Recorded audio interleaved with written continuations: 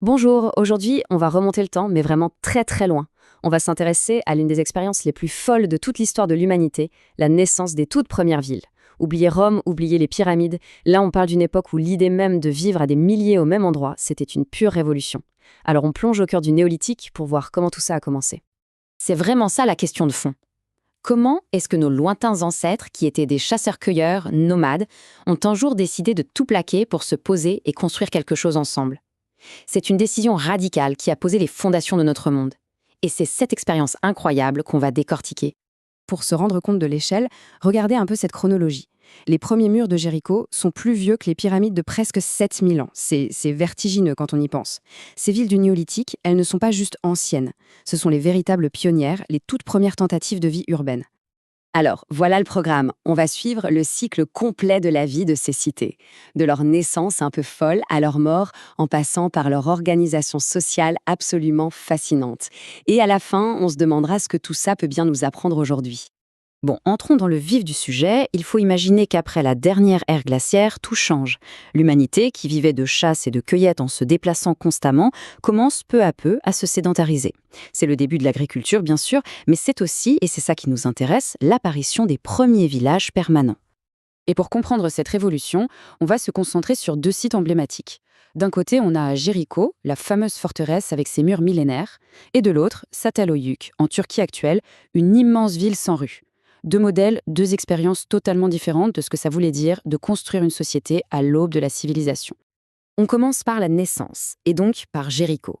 Rien que le nom, ça évoque tout de suite une image très forte, celle de murailles imprenables. C'est le premier exemple qu'on connaisse d'un groupe d'humains qui décide non seulement de s'installer durablement, mais aussi de se protéger. Tout le monde connaît plus ou moins cette histoire. Le récit biblique de Josué et de ses trompettes qui font s'effondrer les murs de Jéricho. Ça a complètement forgé notre image de la ville.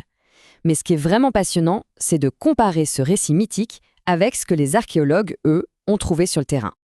Et là, c'est la surprise. Les fouilles sont formelles. À l'époque supposée de Josué, vers 2000 avant notre ère, eh bien Jéricho était quasi abandonné et n'avait pas de rempart important.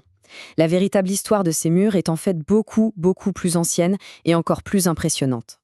La chronologie réelle est juste hallucinante. Dès 9000 avant Jésus-Christ, bien avant l'invention de la poterie ou de l'écriture, une communauté s'entoure d'un mur en pierre et construit une tour gigantesque. Pourquoi? Pour se défendre? Pour un rituel? On ne sait toujours pas vraiment, le mystère reste entier. Quant à la grande cité fortifiée de l'âge du bronze, elle a été détruite par un incendie violent vers 1550 avant Jésus-Christ, des siècles avant l'arrivée supposée de Josué.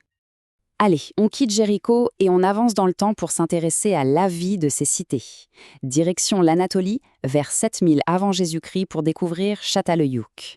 Là, pas de grands murs, mais une organisation sociale qui est tout aussi spectaculaire. Alors là, il faut vraiment s'imaginer le truc. Une ville sans aucune rue. Les maisons sont toutes collées les unes aux autres, un peu comme les alvéoles d'une ruche. Et pour rentrer chez soi, eh bien on monte sur le toit et on descend par une échelle. La maison, ce n'est pas juste un toit. C'est le centre de tout. On y vit, on y travaille, on y fait ses rituels. Et c'est assez fascinant, on enterre ses morts juste sous le sol. Et à l'intérieur de ces maisons, les archéologues ont découvert un univers d'une richesse incroyable. Prenez ces figurines d'animaux, par exemple. Elles nous montrent que chaque maison était un petit sanctuaire, un lieu de création, avec un monde symbolique extrêmement riche qui se jouait dans l'espace privé. Du coup, ça pose une question essentielle.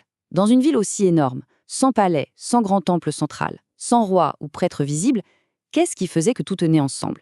Qu'est-ce qui soudait ces milieux de personnes? Quel était leur ciment social? Une bonne partie de la réponse se trouve dans cette pierre, l'obsidienne.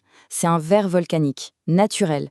Et pour les gens du néolithique qui n'avaient pas de métal, c'était le top du top. C'est un matériau incroyablement tranchant, parfait pour faire les meilleurs outils et les meilleures armes. Mais ce qui est génial, c'est que l'obsidienne, c'était bien plus qu'un simple matériau. Tout son parcours, depuis les volcans lointains jusqu'à son utilisation dans les maisons, était chargé de sens. On l'échangeait, on la travaillait et surtout, on l'utilisait dans des rituels, comme en témoignent ces caches qu'on retrouve volontairement enfouies sous le sol des maisons.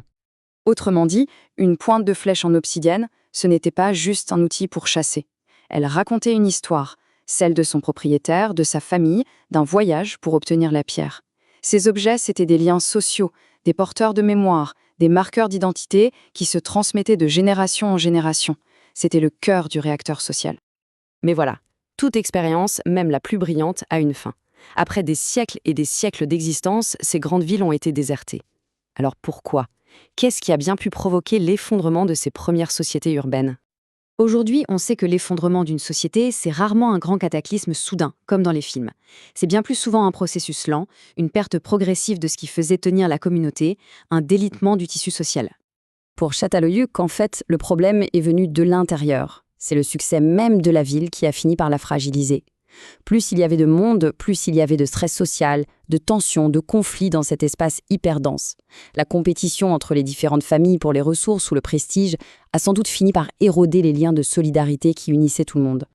Donc attention, il ne faut pas imaginer une fin apocalyptique. Les gens ne se sont pas volatilisés, c'est plutôt une transformation.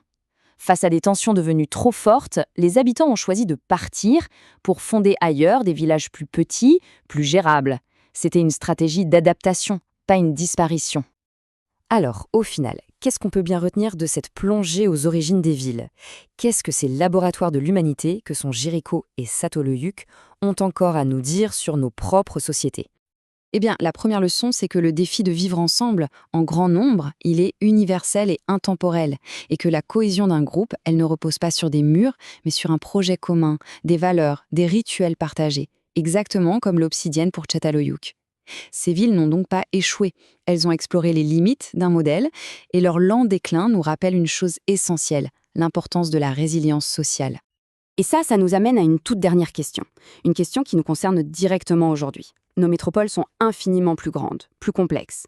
Mais face aux défis gigantesques qui nous attendent, le climat, les ressources, les tensions sociales, est-on vraiment certain d'être plus résilients, d'avoir mieux appris à gérer nos conflits et à nous adapter avant d'atteindre le point de rupture? La question, elle, reste totalement ouverte.